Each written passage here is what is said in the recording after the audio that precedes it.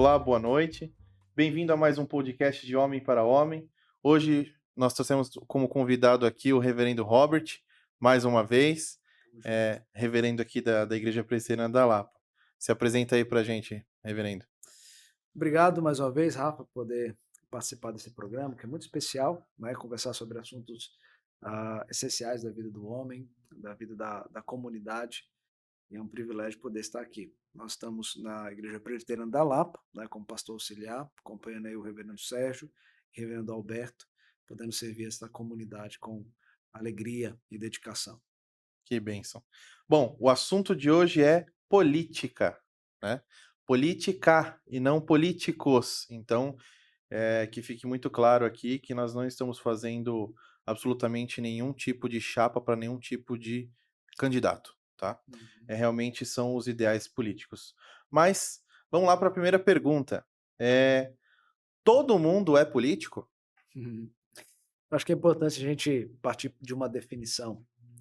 eh, Ah, existe na escritura três esferas que foram constituídas pelo próprio Deus, né? Que é a família, que é a igreja e o Estado. Então essas três esferas elas estão presentes como instituição divina, né? Você tem David definindo essas esferas e as suas soberanias, ou seja, cada esfera ela tem a sua norma estabelecida pelo próprio Deus e a Deus elas devem ah, responder diante daquilo que tem como direito e deveres. E essas esferas, elas sendo então soberanas, elas também são independentes. Então, uma não deve corromper a outra, ou entrar na outra. Então, aí a gente já passa a entender que política faz parte, sim, de algo que nós temos em nosso ser. Por quê? Porque Deus precisou estabelecer um parâmetro, né, de governo. Ele fez isso escolhendo o Estado como um caminho. E aí você tem diversas formas, né, de governo. Deus estabelece uma monarquia com uma teocracia com o seu povo, depois o povo pede uma monarquia. Nós temos hoje, dentro do contexto brasileiro, uma democracia, né, que é o nosso sistema de governo. Então, nós vivemos regidos pelas leis estabelecidas por esse Estado. E Romanos 13 deixa muito claro que Deus ele coloca o magistrado, né, como o seu agente. O magistrado é agente de Deus para o nosso bem, né, para agir em prol da causa que Deus estabelece, dentro dos parâmetros que ele deixou para essa esfera estar. Então, sim, né, nós somos todos políticos, nós somos regidos por uma política. Agora existe a boa e a má política, e nós temos que entender em qual caminho nós estamos. Se estamos defendendo ideologias boas ou ideologias más. E se a nossa defesa ela está ligada a um conhecimento ou está ligado a um fator de desejo. São duas coisas também diferentes. Porque muitas vezes eu busco defender uma ideologia, porque dentro da minha construção, aquela ideologia faz mais sentido para mim. Mas essa construção não partiu de estudo, se tornando uma teoria nas minhas pesquisas, mas parte de coisas que eu experimentei ao longo da minha vida. E aí eu posso ter problemas, porque nem tudo que eu experimento é bom. Talvez para a carne seja boa, mas para a realidade daquilo que deve ser, talvez não, porque não é aquilo que a Escritura defende. Então nós precisamos pensar um pouco dentro dessa linha, né? Somos políticos, sim, existe a boa e a má política, e qual política nós devemos defender? E aí nós temos o que nós chamamos de cosmovisão cristã. Todo parâmetro que nós temos aqui nortear a boa ou má política parte da revelação de Deus, parte daquilo que Deus estabeleceu para essa esfera Estado. Então a gente tem que analisar através da verdade de Deus. Sim. É, um bom ponto. E aí, pastor, qual a preocupação que o cristão deve ter em relação a esse tema? Eu pergunto isso da seguinte maneira: hoje eu não quero aqui trazer aquela polarização de esquerda e direita, não é isso, tá? Mas, qual a minha preocupação com relação ao tema política, né. Então, por exemplo, você falou sobre ideais, Uhum, né. Então, quando eu olho um candidato, por exemplo, XPTO de qualquer partido, o que que eu devo olhar nos ideais para eu, como cristão, levar isso, uhum, a consumir esse tema e levar o meu voto a ele, por exemplo? uhum. É, tomando até cuidado, né, aqui para a gente não defender a causa A ou B, Sim. mas a gente precisa avaliar as pautas, né, que são propostas pelos candidatos. Então, a primeira coisa, a gente precisa, ao escolher um candidato, conhecer o candidato, a sua origem, a sua estrutura, perceber se ele não definiu uma causa somente para ganhar voto, né, porque tem muito disso. As pessoas, elas colocam uma máscara para poder persuadir os seus eleitores e chamar voto para si somente para ganhar. Depois ali começam a mostrar que não eram aquilo que eles falaram que seriam, né, na campanha. Então, eu preciso entender isso. E uma coisa muito importante, o candidato, ele não vive a parte, da do seu grupo, né, no caso, do seu partido. Então, ele está ligado ao seu partido. Seu partido tem uma ideologia estrutural. Essa ideologia, ela está escrita não de agora, é uma ideologia escrita de anos, de séculos. Então, eu preciso conhecer essa ideologia para perceber se essa ideologia não fere nenhum princípio ou valor cristão. Ah, coisas que nós defendemos, né? O cristão, ele precisa defender as coisas basilares, né? Família, né? Isso é negociável. A vida humana, e isso nós falamos da questão do aborto, né, sendo se o candidato é de fato contra o aborto e se a ideologia do partido fala a esse respeito, né, a soberania das esferas. Então, a soberania da esfera é entender que eu não posso determinar a igreja o que ela deve fazer. Nós vimos alguns problemas, né, nesse Sim, período da pandemia. sim, Eu não sim. posso determinar, a igreja ela tem a liberdade dela, assim como o Estado tem a liberdade dele, né, assim como a família também tem a sua liberdade, né. E, ah, eu preciso também entender se na cosmovisão do partido, na estrutura do partido, não tem coisas ali que ferem, ah, coisas que a igreja defende, né, a igreja defende. Então eu preciso fazer isso, uma análise, né, e não olhar apenas para o candidato, mas para a filiação dele, com quem ele está afiliado, quais são os partidos coligados a ele. Então eu preciso, ter em mente tudo isso, ou seja, eu preciso pesquisar, preciso estudar antes de definir o candidato, né. Nós temos a tendência de definir candidato sem conhecer, mas definimos porque, aquele candidato A ou B fala isso, fala aquilo. E às vezes a gente, nega outros candidatos porque por coisas, né, banais, né. Porque, é algo que eu aprendi na escola, é algo que eu aprendi, né, com a família, é algo que eu aprendi em tal lugar. Não, você tem que fazer uma análise, você precisa estudar, você precisa conhecer e você então, influenciado pela sua pesquisa, determinar o seu voto. Não deixar que as pessoas determinem o seu voto, é você fazer isso. Então isso é um ponto muito importante, né. Isso é um ponto que me preocupa, assim, particularmente falando, né. Quando eu vejo um cristão na igreja falando: "Ah, vou votar no fulano de tal", eu falo assim: "Mas você viu que o partido dele é a favor do aborto? Você viu que o partido dele é a favor da causa LGBT, Uhum, que é a favor de várias outras coisas também?" Aí a pessoa para e olha assim: "Ah, não, mas eu vou votar nele porque ele ajuda não sei o quê". uhum, Então eu olho aquilo e falo assim: "Opa, então tem um problema aí, você não estudou, você não foi a fundo para entender uhum. o que realmente isso vai trazer para você", né. Sim. E outra, um bom ponto da gente colocar aqui Uhum, também, assim, só para antes de você falar, é que Não existe político que você fala assim: "Ah, não, esse político aqui ele é crente e não sei o quê". Não é só assim. A Bíblia teve vários reis no Uhum, Antigo Testamento que não eram que Deus não era o Senhor uhum, dele, mas que ele governou bem o país e foi a vontade de Deus para aquele momento, né. uhum. Então acho que também é um bom ponto da gente até dar uma olhada nisso, né. Quando em Romanos 13 Paulo vai falar sobre a questão do magistrado, né, inclusive ele coloca que ele eh, está a serviço de Deus, ele está cumprindo o papel estabelecido por Deus, ele está falando num contexto de perseguição, né? Nero, contexto de Nero, que Sim, perseguiu, né, os judeus, sim, expulsou sim. os judeus, né, culpou os judeus. Então, veja, mesmo diante daquele contexto hostil, ele vai falar sobre isso. Né? Os reformadores também viveram num contexto muito hostil na política, e eles defendiam a ideia da vivência política na soberania também das esferas. Né?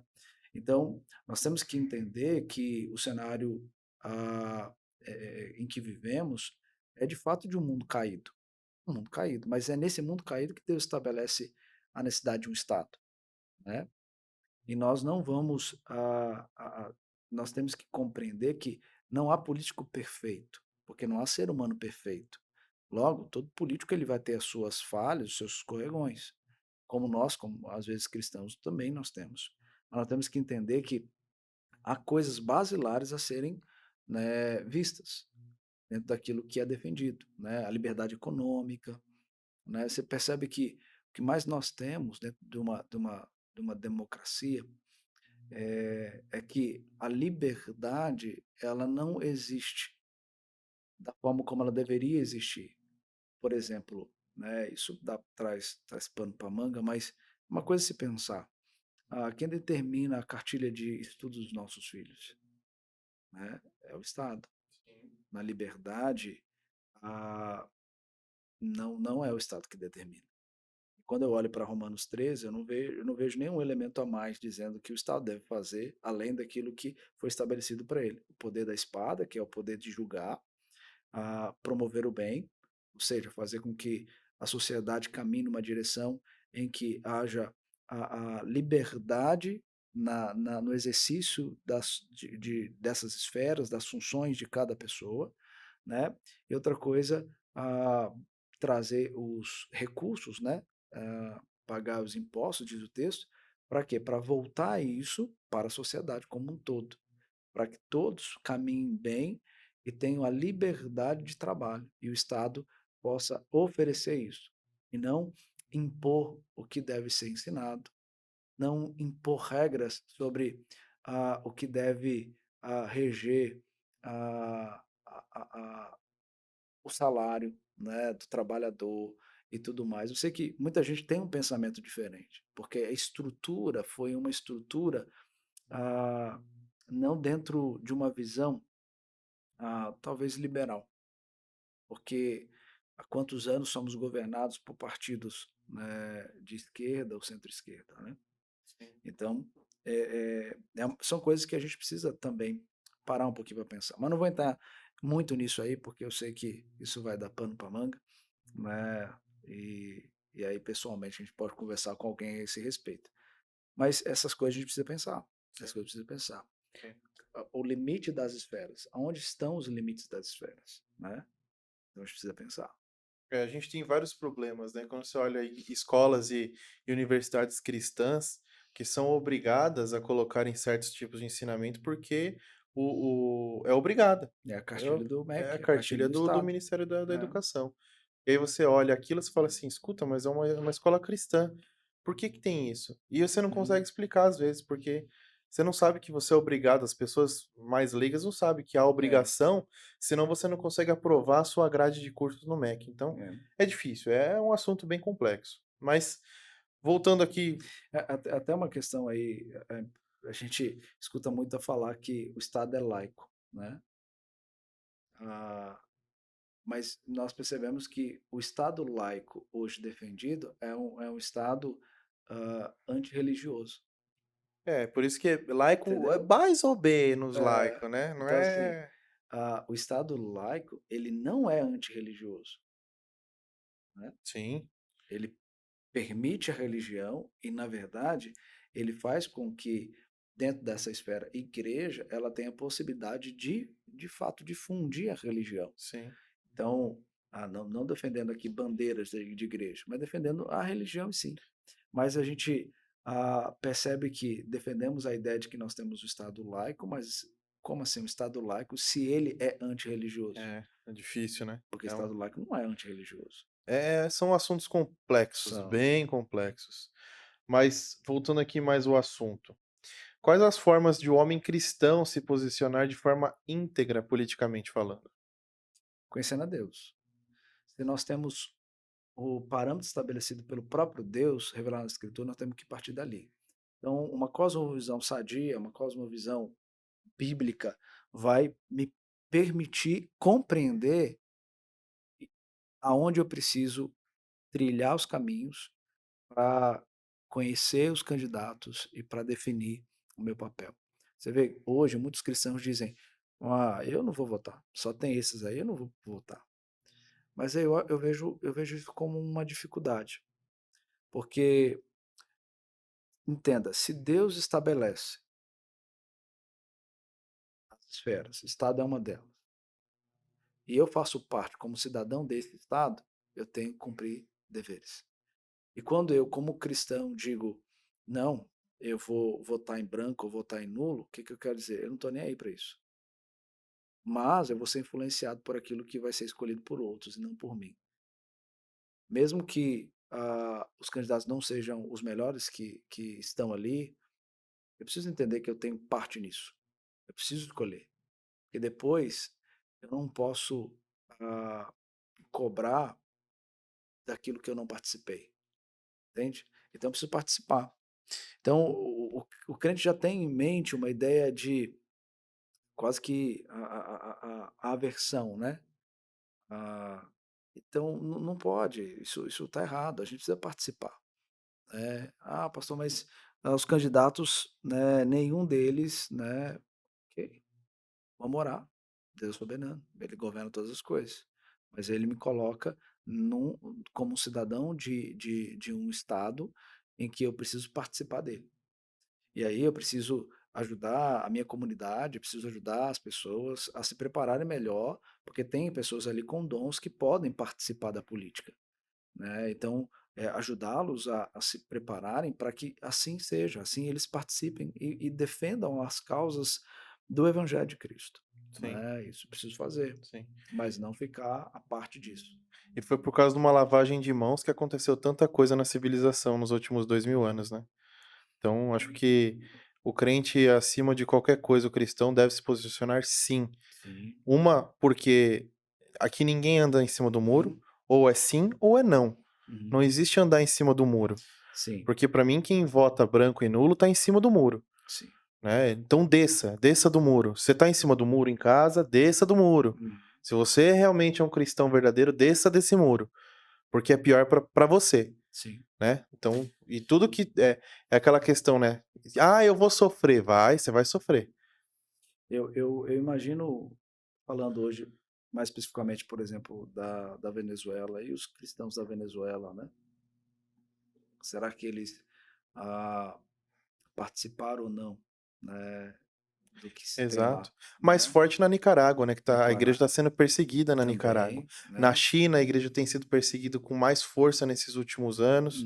A Então, assim, Argentina vai caminhar nessa todos estão direção. encaminhando para o mesmo estão indo para o mesmo caminho. Então, assim, Será que a gente vai seguir o mesmo caminho? Será que lá muitos deles falam: "Não, não vou participar", e acabou, sofrendo, né? exato. Então nós temos que entender isso com muita clareza. Agora uma coisa muito importante, Rafa, que no período da política acontece muito, é que a partir do momento que eu entendo essa responsabilidade e passo a fazer parte dela, eu eu não estou ali para poder, entrar num jogo, contra o meu irmão, né, se ele vota contrário ao candidato que eu escolhi.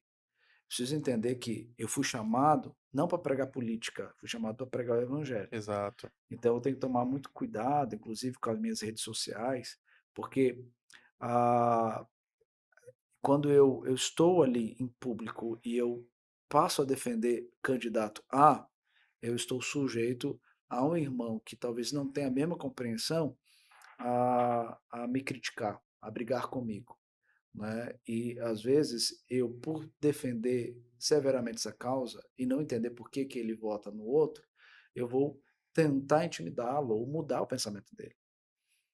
Mas eu não posso fazer isso. Eu tenho que entender que eu preciso pregar o evangelho, eu preciso falar do amor de Deus e fazer o meu papel no Estado, escolhendo, a partir de um estudo aprofundado, quem são os candidatos, o que que eles defendem, qual a ideologia deles, e defender isso no meu voto. Mas não brigar com isso pela internet, porque na Isso. internet eu preciso em todo tempo testemunhar, pregar o evangelho, e o que nós vemos é muitas das vezes as igrejas, inclusive, sendo atacadas por assumir, né, ali uma posição. Algumas pessoas falam, porque a igreja presbiteriana do Brasil não assume uma posição? Porque ela é partidária, ou seja, ela defende a política, entendendo que a política faz parte da estrutura, ela defende a importância de pessoas se candidatarem, tanto que ela diz que se ministros quiserem, né, assumir algum cargo, que assim faça, desde que ah, tome licença, né, do seu papel como ministro, porque ali você não vai exercer um ministério ah, como propagador do evangelho, mas você vai assumir um ministério voltado para um outro fim. Então você ali não pode ser, não é ideal que você continue como um pastor e comece a divulgar que você é candidato pastor A, pastor B. Não, você tira a licença da igreja presbiteriana e se candidata com o seu nome. Quem ali você vai representar e represente a causa do evangelho, claramente. Sim, Mas isso é importante a gente falar, porque muitas das vezes a gente vê essas brigas, né, essas discussões, isso causando ah, rachas, né, na igreja. E às vezes as pessoas cobrando a igreja de se posicionar. Não, a igreja não se posiciona. Agora, sobre os temas que são tratados na política, como aborto, como homossexualismo, né, como liberdade econômica, como a defesa da família, a instituição igreja, isso você pode procurar no site da Igreja Presbiteriana no Brasil, você vai achar. A igreja sim. se posiciona sobre esses assuntos. Pô, tem que se posicionar. Ela se posiciona, ela fala, ela mostra o que que ela pensa, o que que ela acha.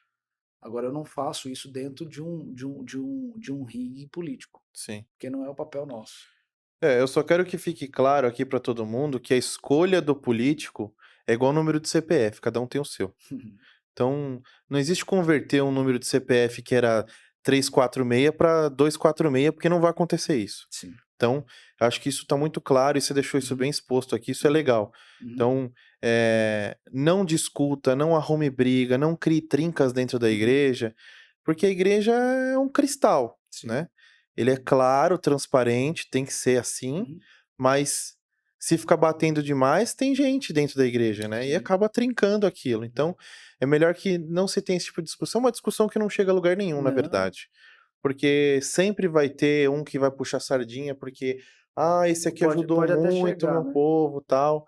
Pode até chegar à inimizade. Exato, exatamente. Então são assuntos, que não valem a pena, Não, né. não vale. A última chegando aqui na última pergunta, então, é bom que o cristão se envolva ativamente na política?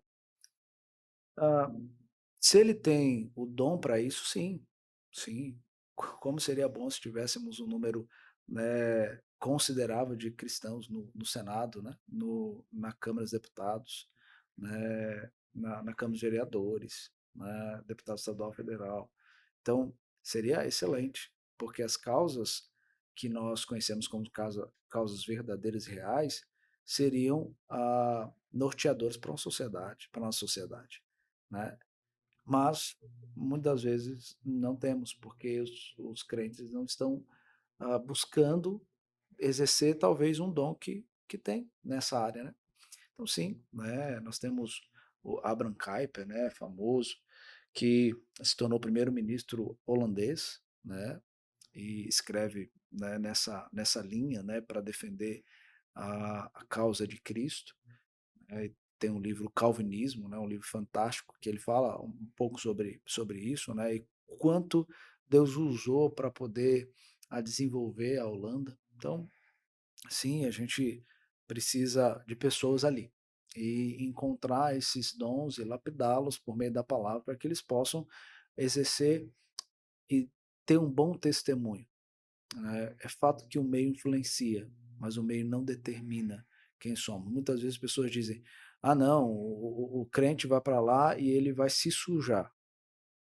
Entenda, se ele se suja é porque o coração dele nunca esteve voltado sim, para um domínio próprio, sim, né, contra as coisas que são levantadas. Porque a partir do momento que o cara, ele de fato vive um evangelho digno, ele vai conseguir sim, mesmo em um ambiente que o influencia, ter o controle, ter o domínio, porque quem faz com que ele consiga discernir o certo e o errado e escolher o caminho sempre certo é o próprio Deus e a revelação dele por meio da palavra. Então, o crente precisa, tirar essa ideia da mente de que não, o crente que envolve com a política ele vai se contaminar. Ele vai se contaminar se de fato o coração dele já está contaminado com o pecado, ou se ele não está bem preparado biblicamente para exercer a função dele. Assim, nós somos contaminados em qualquer área. sim, Podemos ser contaminados no trabalho e fazer coisas ilegais no trabalho, na empresa que nós exato, temos, ou coisas e tal. A gente pode, né? Então, tudo isso tem a ver com um bom relacionamento com Deus. Então, meu conselho é: ame a Deus sobre todas as coisas. Ele que é norteador da tua vida como um todo. Você precisa, diante dele, viver toda a sua vida. Então, isso tem implicações não só para o seu papel como um cidadão político, mas também na igreja, na família, como líder do lar, no trabalho, como uma pessoa que representa ali uma imagem de Deus. Então, em todos os locais, eu preciso demonstrar isso. Não é diferente também. Se eu tenho um dom e se eu vou para a política ali trabalhar. Então, são coisas que a gente precisa parar para pensar, né? sim. E aí, pastor, para a gente terminar aqui bem rapidamente, deixa aí uma dica pro pessoal em casa. E hoje é um programa que não é só para homens, eu acho que é um programa hoje que serve para todo mundo, né?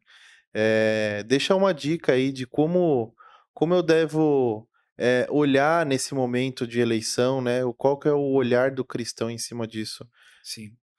Ah, olhar de misericórdia, entender que políticos, eles também têm a natureza caída como nós, né? Mas olhar de misericórdia para exercer ali a sua função, o seu papel, né, e escolher alguém para poder te representar, mesmo não sendo a pessoa fielmente crente, porque nós entendemos que por meio do Estado há uma ação da graça comum atuante. E a graça comum ela ah, vai nortear ah, todas as coisas, né? Então eu preciso, tendo isso em mente, agir. A graça comum é quando Deus age por meio do seu Espírito na vida de um ímpio, né, para que o ímpio faça algo bom, né, e esse algo bom que ele faz não faz por ele mesmo, mas faz porque há uma ação de uma graça que é comum aos homens, diferente da graça especial que é a graça transformadora. Então, isso. Outra coisa, eu tem um livro do Franco Ferreira que ele termina trazendo acho que 10 orientações sobre uma agenda de um voto consciente. Eu vou elencar aqui algumas delas. Primeiro ele fala: conheça bem o candidato que receberá o seu voto. Examine os projetos do candidato para saber se estão de acordo com os do partido ao qual ele está afiliado. Lute contra todas as formas de corrupção, apoiando o mecanismo de controle do uso do dinheiro público e das prioridades do governo. Apoie propostas que defendam a vida e a dignidade do ser humano em qualquer circunstância. Verifique qual é a proposta educacional do candidato, analisando se ele defende a qualidade e a liberdade do ensino, mesmo no âmbito religioso, e promove uma escola digna e de qualidade. Rejeite candidatos e partidos com ênfases estatizantes e intervencionistas nas esferas familiar, eclesiástica, artística, trabalhista e escolar, os quais concebem um ambiente em que há pouca ou nenhuma liberdade pessoal e econômica. Repudie ministros, igrejas ou denominações que tentem identificar determinada ideologia com o reino de Deus ou com a mensagem bíblica. 8. Apoie candidatos comprometidos com propostas e leis que sejam derivadas da lei de Deus, conforme revelado nas Escrituras, pois essa é a fonte última e absoluta da ética pessoal, eclesiástica e social.